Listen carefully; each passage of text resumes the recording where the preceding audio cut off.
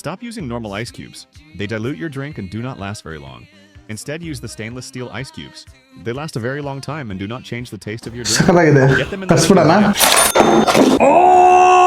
Normal ice cubes ಗಿಂತ ಈ modern stainless steel ice cubes ಬೆಟರಾ? ಚೆಕ್ ಮಾಡೋಣ ಬನ್ನಿ.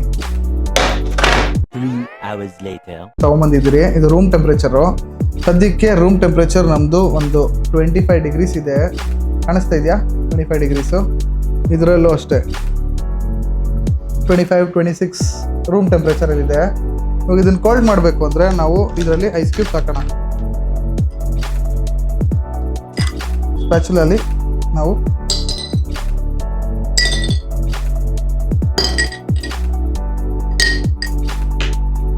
Stainless steel ice cubes temperature check ಮಾಡೋದಕ್ಕೆ ಒಂದು ನಿಮಿಷ ಗ್ಯಾಪ್ ಕೊಡೋಣ, ಅದು ಕೋಲ್ಡ್ ಆಗಲಿ. 1 minute later. Stainless steel ice cubes ನಿಮಗೆ ಟೆಂಪ್ರೇಚರು 24-25 ಇಂದ 15-16 ಡಿಗ್ರೀಸ್ಗೆ ತೊಗೊಂಡು ಬಂದಿದೆ.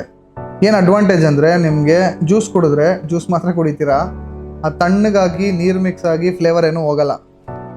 ಸೇಮ್ ಇವಾಗ ಟೆಂಪ್ರೇಚರ್ನ ಇದಕ್ಕೆ ಚೆಕ್ ಮಾಡೋಣ. ನಿಮಗೆ 12 ಡಿಗ್ರೀಸ್ 10 ಡಿಗ್ರೀಸ್ ಆಗಿದೆ. ಸೊ ಇದನ್ನ ಜಾಸ್ತಿ ತಣ್ಣಗೆ ಮಾಡುತ್ತೆ. ಬಟ್ ತಣ್ಣಗೆ ಮಾಡೋದಲ್ಲದೆ ಆ ನೀರೆಲ್ಲ ಮಿಕ್ಸ್ ಆಗಿ ನಿಮಗೆ ಫ್ಲೇವರು ಮೈಲ್ಡ್ ಆಗಿಬಿಡುತ್ತೆ.